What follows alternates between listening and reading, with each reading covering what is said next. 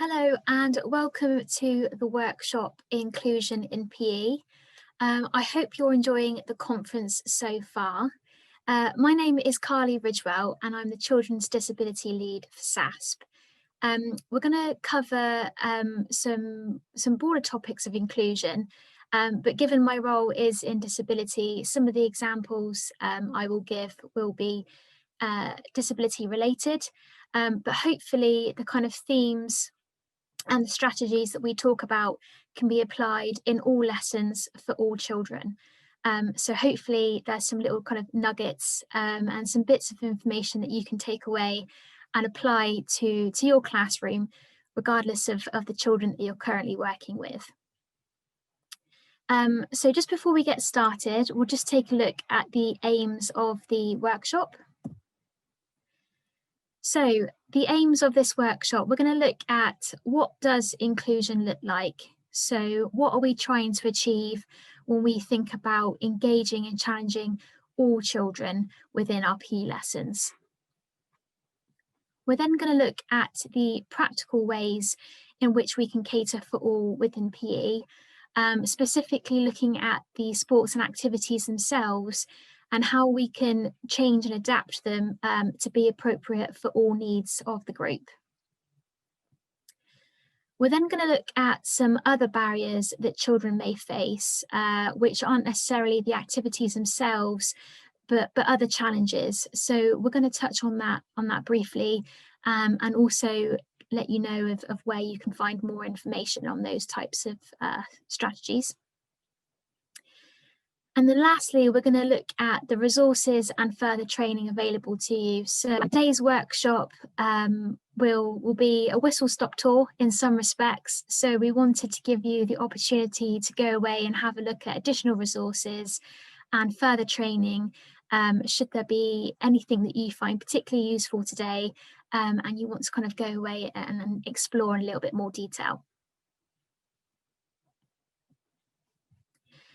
So first of all, we're just going to take a moment to imagine our perfect PE lesson. So a lesson where all children are not only engaged, but challenged as well. So I just want you to take some time to think about what that looks like and the kinds of words that you would use to describe that perfect PE lesson when it comes to inclusion. Feel free to pause the video if you want to take a few minutes for reflection and to jot some things down. Otherwise, I'll just give a few seconds for you to just start to think about some of those words.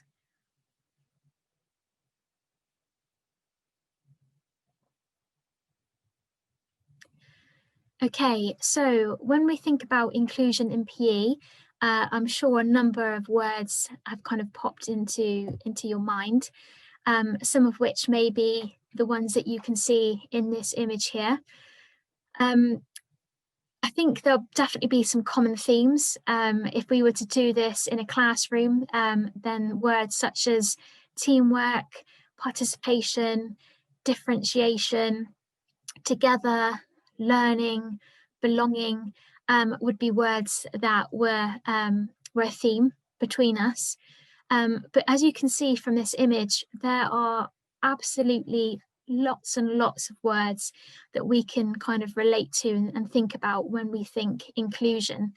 And to some extent, that can be a little bit intimidating. So if we were to look at this image and say, wow, do I really need to do all of those things for a truly inclusive lesson? Well, that can feel like a lot. So what we want you to kind of think about today is when you think inclusion, think smiles. So a truly inclusive lesson will have everyone smiling. And this can be used as a really simple checklist with regards to whether or not your lesson is inclusive and every young person within your group is engaged. So safety seems like an obvious one, I know, and we're not just necessarily talking about the health and safety of the lesson with regards to obstructions and hazards, although that is very important, especially for those children that maybe have additional needs or lower visibility, hearing loss, and those hazards maybe aren't quite as easily picked up for those children as with others. What we mean by safety is also looking at the appropriateness of the lesson and the activities that you're asking for that young person to take part in. If the level isn't appropriate for that young person, then they're much more likely to cause themselves or others harm or an injury, and also their emotional safety as well, with regards to whether they feel safe within the session, whether they can engage, whether they feel they're being supported. So we mean safety in kind of that broader sense of the word also. Maximum participation, so having everybody in the group engaged and challenged, and achieving some kind of success. Inclusion, again, seems an obvious one, but what we're talking about here is the appropriate level of challenge and the differentiation. So making sure that all young people within the group are not just taking part, but they're being challenged and they're developing their skills through the lesson, whether that be the practical skills, social skills, communication skills, whatever your focus for the session may be. Learning. So of course we know that with any lesson, it's not just doing things that are nice to do, it's doing things that add value to that young person and are meaningful to that young person. And you can see a difference with those children from the start to the end of that lesson, or from the start to the end of a combination of lessons. But there's some development of skill within those activities. Enjoyment, obviously a really important one, especially when we're talking about smiles. So enjoyment tends to be kind of the byproduct of all the other elements, really. If the child feels safe, if they're participating, if they feel included, if they feel that they're gaining something of value and they're learning, that tends to equal enjoyment, especially when there's elements of success. So that young person feels like they've achieved and they've accomplished something that helps to contribute to their level of success, their level of enjoyment. And just making sure that activities are fun and engaging, they're snappy, where appropriate, all contributes to the enjoyment of the child. And yes, as I mentioned, that's smiles, and that's our checklist that we're going to be referring to through this lesson. It just keeps things a little bit more focused for us and a little less intimidating when it comes to making sure that our lessons are inclusive. So we're going to look at the inclusion spectrum, and this is going to kind of form the basis of the content of the workshop today. So some of you may have already seen the inclusive spectrum before, and it's a case of kind of revisiting the concepts and kind of reminding ourselves of the activities that we can include within our lessons. And for others, it may well be something new and something that we haven't visited before. Either way, I hope that we can kind of produce something today that gives you an opportunity to explore some new activities. Just quickly, I'm going to let you know which of these segments we're going to be exploring today. So we're going to look at open activity, modified activity, parallel activity, and disability sport activity. The reason why we're not going to look at separate activity quite so much today is, although within certain situations it absolutely has its place and can be of value, I think the point that we're trying to make through these workshops today is that actually all young children can engage within the same session and the same activities. And we're trying to come away from the fact, or the idea, that if somebody has a barrier or a challenge with regards to including or doing an activity that we've set, that we don't just take them off and feel like we need to do something separate, that we maybe need to change the activity or change parts of the activity to make it inclusive and challenging for everybody. We've also had some teachers kind of come to us and say, you know, I know I could take this child off and do something different, but that's not really what I want to do. I want to know how to better include them with the rest of the group. And that's why we're going to focus on those other elements. As I say, there's a time and a place for separate activities, but we don't want to make it a habit or a rule of thumb. We want to make it something that we may use on an occasion, and look at how we can make the lesson itself more inclusive. So first of all, we're going to look at open activities. And quite simply, an open activity is an activity based on what the entire group can do with little or no modifications. So we're going to think about what games or activities can be used to meet the needs of all the individuals within the group. How can children with lower mobility, for instance, take part against or alongside children with much higher levels of mobility? And what we're going to do is we're just going to look at some examples of this. So for instance, warm-up games tend to be really great activities for including the whole class. And that's because they tend to have very little restrictions and only one or two rules with regards to what they're asking the children to do. So for instance, if we looked at the cone game, with the objective being that you have to knock over as many cones as you can within a minute, and hoping that you can beat the other team. Because the objective is to knock over as many cones as you can, what it allows the children to do is explore the different ways in which they can do that. So there's no kind of rules or restraints around how they move around the area or how they may knock the cones over. So they can choose to walk, run, skip, scoot, push, however suits them. And they can choose to knock the cones over with their hands, their feet, or other body parts. Somebody with lower mobility, for instance, may have some kind of aid. So they may have a piece of equipment that they use, whether it's a racket or something of that nature that helps them to knock the cones over. So you can see that those kind of, just the one objective allows for more creativity, more freedom, and allows that young person to participate in a way that suits them. If we're thinking about children with lower mobility, for instance, what we might want to think about is it appropriate for all of those cones to be placed on the floor?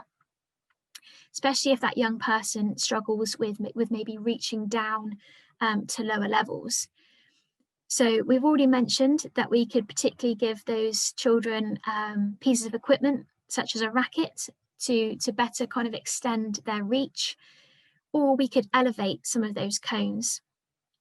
We could place some cones on other cones and make a stack. We could elevate them onto boxes or chairs, but just being conscious of the hazards that might bring, which enables that young person to still take part within the same activity, the same objective, but making it appropriate for their level.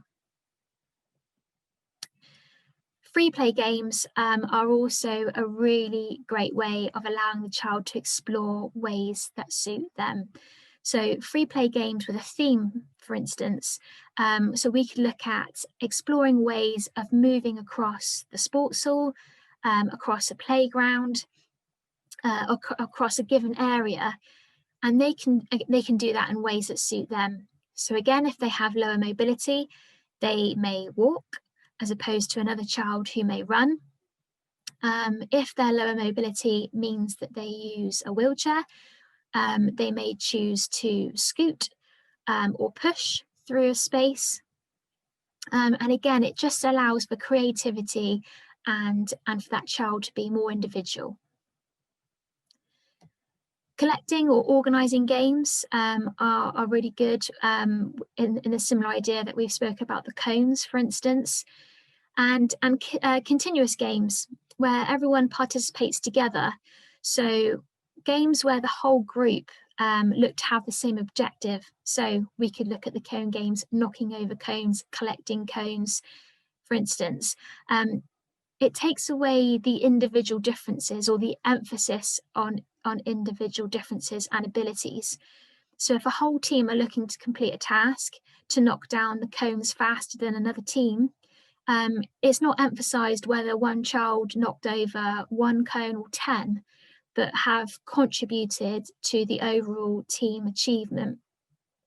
And that can make it really inclusive as well, because there's less pressure to compete in the way that you maybe would feel you'd need to if the attention was on an individual to knock cones down, for instance.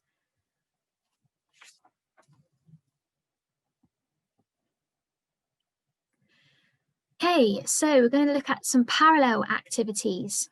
So participants are grouped according to ability, and they each do the same activity, but at a level that is appropriate to them. So for instance, if we were looking to try and engage children that maybe had a lower ability with regards to their hand-eye coordination, compared to some children in the class that have very good hand-eye coordination, how do we ensure that all of those children can successfully participate in a game of volleyball, for instance? So what parallel activities allows you to do is to create 2 or more versions of the same activity within the same lesson.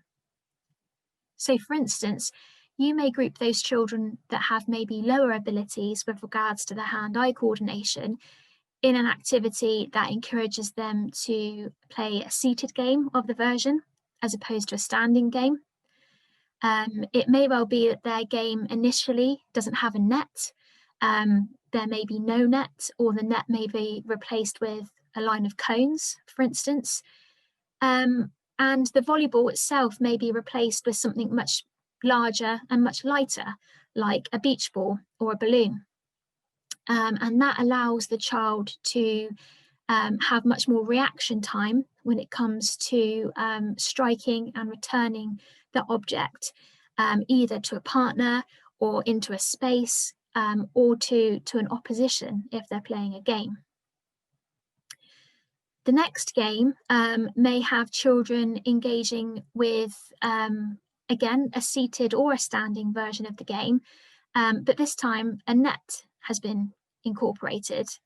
You may still choose to give them an object like a beach ball or a balloon, or you may give them something that maybe better replicates a volleyball, for instance. You may have a third and final group that are maybe playing what we would see as a more regular version of volleyball. So they're playing a standing version. There's a full-size volleyball net or a badminton net, as we quite often use in schools, and they're using a volleyball as well. And what we have there is we have 3 versions of the same sport or same activity that better cater for the needs of the group. Parallel activities can also be used for individual skill practice as well. So for instance, if we look at badminton, we may have one group that to some extent aren't using rackets at all. They're just using their hands. And the objects that they're returning to a partner, for instance, could be, again, a balloon or a beach ball.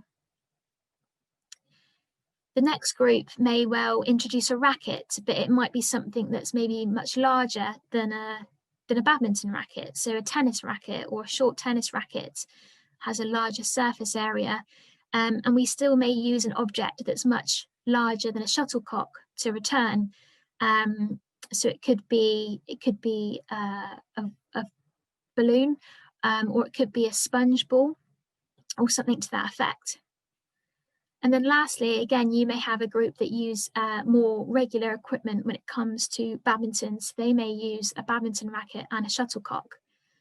Now, what all of those children are practicing is a skill of hitting or striking and returning an object to a partner, which is a badminton skill. But what they're doing is that they're doing that activity at in in a way that suits their needs and abilities. And lastly, again, you can use an example of cricket. So it might be that you have a group that have quite a high ability when it comes to target practice, and therefore their objective is to try and aim at a single stump with an indoor cricket ball or a tennis ball. One group may use the same ball but have a larger wicket or a larger target and use a regular wicket rather than a single stump. They may also stand a little bit closer to the stump than the other group. And lastly, you may have a group that need a much bigger target, and either a target that can be made out of cones, or it could be multiple wickets next to each other to make a larger target. They may use an object that's bigger as well, and use a ball maybe that replicates the size of a football or a volleyball, for instance. And again, they may stand much closer to the target. Again, all groups are practicing targets and throwing accurately, but at a level that suits them. And then what you may encourage them to do as they develop those skills is to progress either into another group or to change the equipment or the distance between them and the targets to make it more challenging for them. What we also know is that at the current time, parallel activities can be a really useful tool for staff that are still in school and are teaching key worker children or vulnerable children where it's not appropriate for them to learn from home. So a member of staff may be wanting to deliver a PE lesson, but they, as well as having year sixes, they have year twos in the same groups, and every child or every age in between. And their first thought is, how do I engage with such a varied groups of ages and abilities? And parallel activities is a really great way of being able to do that. So for instance, if you're thinking about doing volleyball, but weren't sure how to engage all of those children, you can look at parallel activities and separating the group into smaller groups and challenging them to better suit their needs.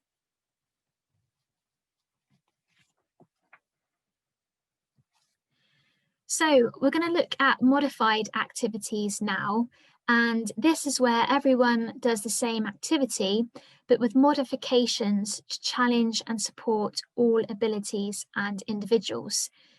And we make those modifications through something called the STEP model, which you can see on your screens. And STEP stands for space, task, equipment, and people. So, for instance, you are in a PE lesson where you would like to undergo a football session or ask the children to complete some football related tasks. But within your group, you have a young person who uses a wheelchair. Now, what we want to try and come away from is the fact that because that young person is in a wheelchair, they can't complete football related tasks. What we want to do is use the STEP model to see how we can modify that activity to enable them to take part and be challenged along with all the other children in the group. So for instance, if you were doing a dribbling challenge, which encouraged children to move a ball through cones and back, we can look at how we can adapt that. So if we look at the space, maybe we can increase the space, particularly the space between the cones, to enable that young person to maneuver a wheelchair through the cones safely and effectively without having to hit the cones as they go through.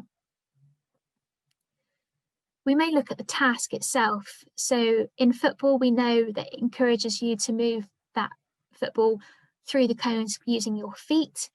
But actually, what we might say in this instance is it's more appropriate for that young person to carry that object on their lap, or to carry the ball through, dribble the ball through using their hands. Or it could be that if the ball is large enough, that they push the object through the cones.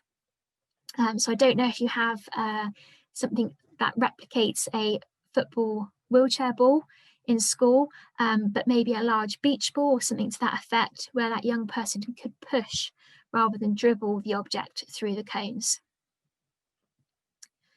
Equipment. So we've just mentioned that by increasing the size of the equipment, for instance, it may encourage that child that uses a wheelchair to be able to push the object through the cones.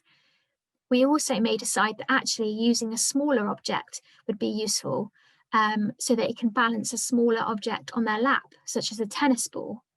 And the progression there is that we increase the size of the ball, which makes it more difficult for them to balance that object on their lap, especially whilst they're maneuvering their chair through an obstacle or a set of cones.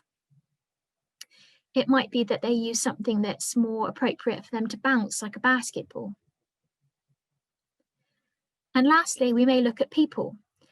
So we may decide that actually changing the size of the group may be appropriate in this instance, or having the young people work in pairs rather than on an individual basis may support the group. So for instance, if you were doing a time challenge and we know that it may take slightly longer for the person using a wheelchair to complete the slalom or the movement in between the cones, we may decide to pair them up with somebody that has quite high ability in football and therefore make the activity more competitive against other pairs. We may decide that the support that that young person may need comes from a fellow student rather than a member of staff. And that's how we can change the people within our task. So, as you can see, we are still very much undergoing a football session, and we're still very much encouraging the young person that uses a wheelchair to undergo a skill that encourages them to move an object through cones, as others may use their feet and dribble the ball through. This young person may be attempting that skill slightly differently, but they are absolutely included in the same session, and it's been adapted to make it much more appropriate for their needs. And that's what we want to encourage when we think of inclusion. Now, the STEP model can also be really useful, again, for the current time when lots of children are currently learning from home. So, for instance, as a PE teacher, you may be setting some kind of task or challenge home to the children, which may be a throwing challenge or a target practice challenge. And in the first instance, you may say that they need a tennis ball and a hoop. As a teacher, you may decide to use the STEP model to change that to change that task to enable those young children to participate from home when they don't have that equipment available to them. However, you may decide to challenge the students themselves. So here's the activity. It's a target activity. What could you use instead of a ball? And what could you use instead of hoop? And the young children can maybe help to produce their own challenges. If they're finding it easy, how could they use STEP to make it more challenging? Could they change the task? Could they change the space or change the equipment? If it's a bit too challenging for them, how can they use STEP to make it more achievable? So as I mentioned, either staff or students could use this model to help them engage with activities, particularly whilst they're trying to do so from home. Okay, so we're going to look at disability-specific sports now, and sports that we may have less experience with, but absolutely can still bring value to all students, and can be a really fun addition to your regular games programme. So disability sports specific activities are for all participants based on aspects of disability sports, and an example of this could be wheelchair basketball. So if you're fortunate enough to have wheelchair basketball chairs in your school, you just may decide to do a game of wheelchair basketball as opposed to the traditional game of running basketball.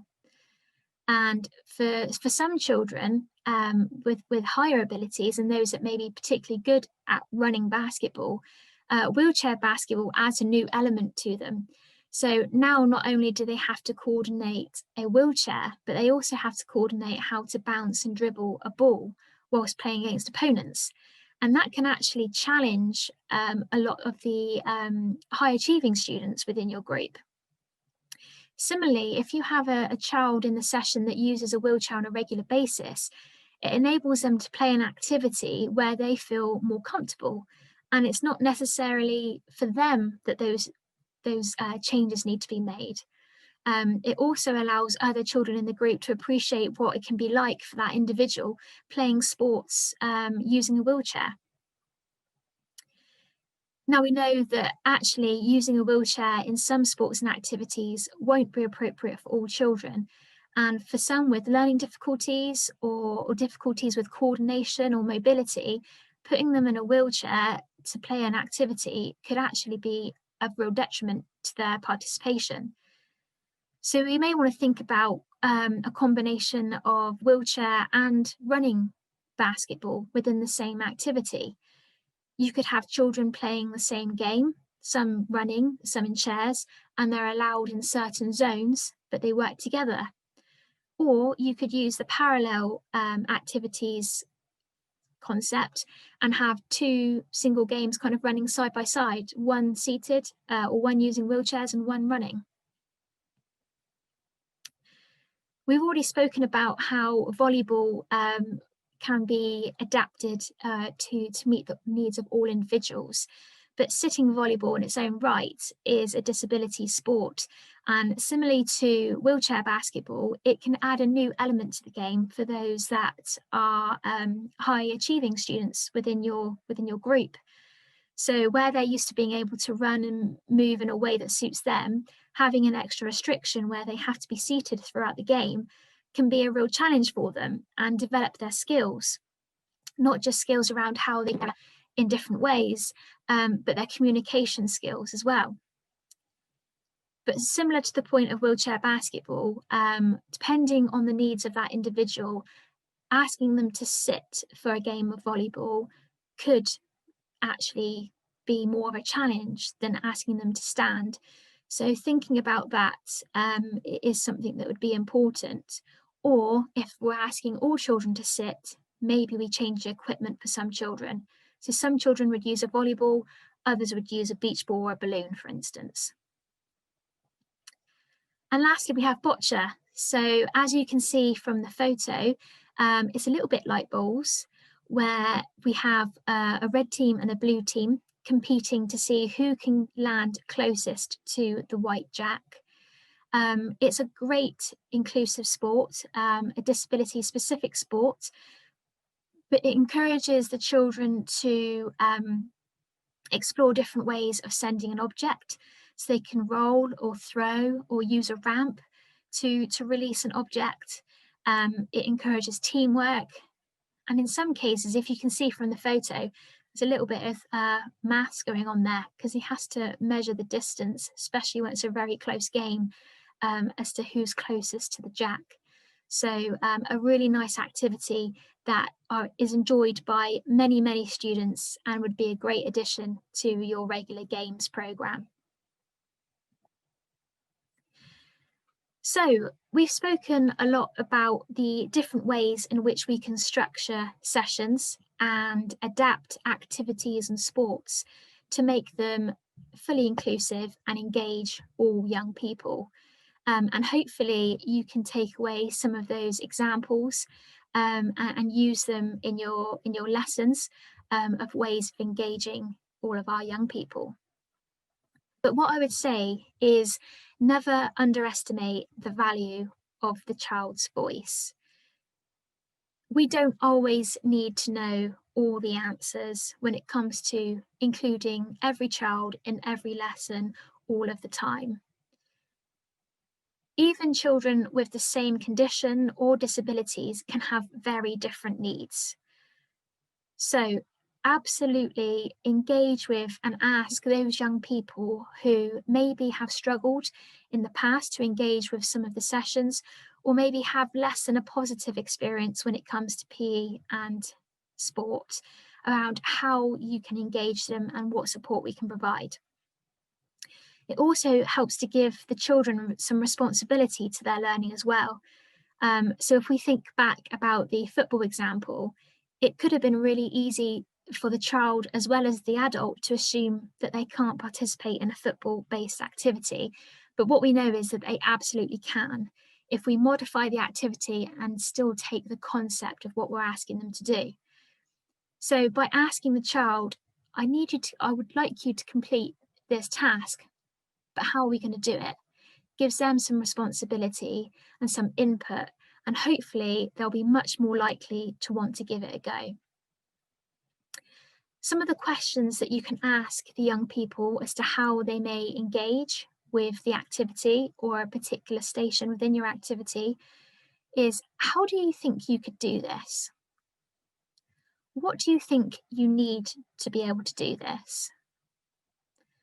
Do you need support? And if so, who could help you?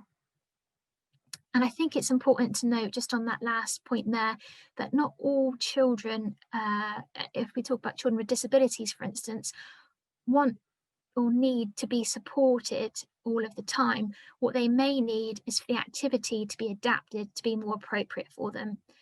So rather than wanting to do it for them or helping them, we change the activity to make it more appropriate. And in some cases, children don't want that support because it makes them look different to everybody else. Sometimes they would like the support, but what they don't want is the support from the teacher. They may want a support from a peer, or multiple peers within their group. So it's a really important question to ask.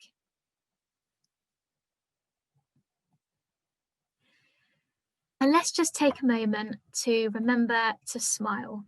So as I mentioned, when we talk about inclusion, it can sometimes feel a little bit overwhelming with regards to trying to remember all the elements and taking into account all the individual needs of the group. But if you use this checklist, you can't go far wrong. So just take a breath and remember to smile. Now, through the examples that we've given and using the inclusive spectrum, what we've done is we've looked at the barriers around the activities themselves and how the sports and activities can be changed and adapted to better suit the needs of the group. But we know that with some children, it's not necessarily the activities themselves, or at least not solely the activities themselves, that cause the barriers. There are other barriers to participation as well, and that can include language and communication. It can include social interaction with staff and peers, and in some cases, it can be the sensory processing as well. So I wanted to bring your attention to a resource called All About Autism. So this training, as the title suggests, has been put in place to better understand the needs of children on the autistic spectrum. But the resources that they've provided to support those young people can absolutely be used for children across the board. So if I just show you some examples of the resources that are included within the All About Autism training. For instance, let's take a look at the emotional regulation self-assessment tool that is seen as the middle picture on that bottom row of 3. Now, this tool can be helped to speak with this young person, as we've mentioned on the previous slide, how important it is to have that dialogue with young people when it comes to inclusion. And this worksheet helps to give us a better understanding of what the barriers are for that young person, what they feel comfortable with, but what they feel really uncomfortable with, what they're happy to engage with, and what can set off triggers, if you like, or what can make them feel really confused or uncomfortable within a session. Now, what this can help to do is help to build a relationship between you and that young person as to what the expectations are.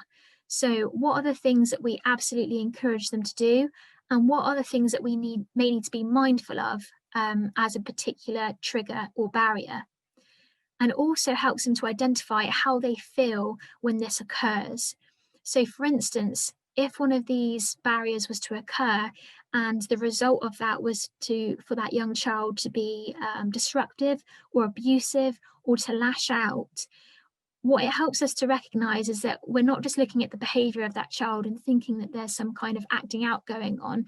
We have a better understanding of why that young child is in that place and what has led them to feel like they need to react like that. And on that kind of point, that's why these resources can be really useful for any child, not just children with autism. So on the next slide, we're going to talk about resources that you can access, but I just wanted to bring particular emphasis to the All About Autism training. One, because the content of the training is really great and really useful for better understanding how we can cater for young people with autism, but also the practical resources. As I say, some examples you can see below are really useful into taking that learning into the classroom and interacting and working with that young person. Even if that young person doesn't have autism, these tools can be really useful for engaging and working with young people. So, further resources that may be of use to you after the training that we've done today. So, as I mentioned, this workshop has been a little bit of a whistle-stop tour when it comes to inclusion, and we've just explored some of the areas in which we can help be more inclusive within PE. But should you want to kind of go away and look more into inclusion and the resources available to you, then these are the resources that we recommended that you try and take some time to kind of go away and have a look at. So the top sports ability resources via the Youth Sport Trust are still available. Some of you may well be fully aware of these resources, others may not have accessed them before. If you go to the Top Sports Ability website and sign in for the first time, you will need a code, an inclusion code. And for Somerset, that inclusion code is YST Inclusion 38 that you can see on the slide. For those of you that have visited the page before, I do recommend going and having another look because they do update and add more resources to the page, as well as kind of lesson plans and ideas for activities. There's lots of different videos from beanbag games to disability specific activities to activities that cater for children with more profound and multiple learning needs as well. So a real array of resources that can really help you be inclusive in the classroom. We've just spoken about the All About Autism, All About Me resource, which I fully recommend you go and check out when you've got the time. But here is the link for the for the training. So hopefully all these slides get sent out. If not, we can make sure that you're signposted to that training as well. But if you type in All About Autism, All About Me into Google, it will take you to the Youth Sport Trust page and you'll be able to log in from there. Fully recommend it. As I say, great insight, but great resources as well, practical resources that you can steal and go away and use in the classroom. Real PE provides a scheme of work, very inclusive schemes of work that are useful for, I think, other areas of the curriculum as well as PE. My colleague Tony is a great person to talk to about the Real PE resources. So if you use the link to go and check it out and see what's available to you, should you have any further questions on signing up or getting more information, then she is the woman for you. So we'll make sure that we pass on the contact details for Tony as well. Bears Online, they've created a number of different resources since the start of lockdown, or first lockdown, I should say, from activities that children and young people can do at home, from schemes of work that teachers can use for classroom-based activities, all of which have a particular emphasis on catering for children with disabilities. But again, a real array of different resources that cater for all needs and abilities. So again, if you've got time, go and check it out. They've got some great resources. And lastly, there's multiple resources on the Activity Alliance page. So should you want some just some different ideas, some more disability specific sports that you can incorporate into your games programs, then go and check out the Activity Alliance page. Further training available to you off the back of this workshop. As I say, we've just touched on a few ideas today, really. Should you want to go and look into some of those ideas in more depth, then you've got the Inclusive Activity Programme, which is provided by the Activity Alliance.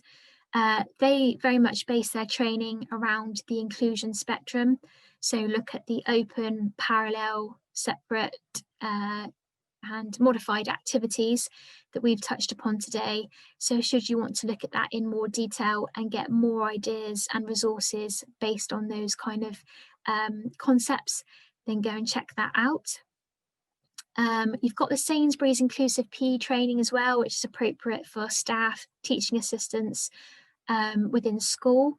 So you've got the link there. And as I've already mentioned, Real PE training, our contact is Tony. So there's her email address. So once you've checked out the resources from the previous slide and you want to find out more information on how you can sign your school up to undergo the Real PE training, then please get in touch with Tony. Okay, so I just want to say a massive thank you for taking the time to access this workshop today. It's a particularly difficult time, as it has been for many months now. And I think the push through to Christmas was one thing, but coming back after Christmas and facing another lockdown has felt really challenging this time round. And I know there's lots of things that schools need to do to continue to adapt to the current situation. So thank you very much for taking the time out of what is a very hectic time to access this workshop. Should you have any further questions on the workshop that we've gone through today, then please feel free to get in touch with me. You can see my email address on this last slide.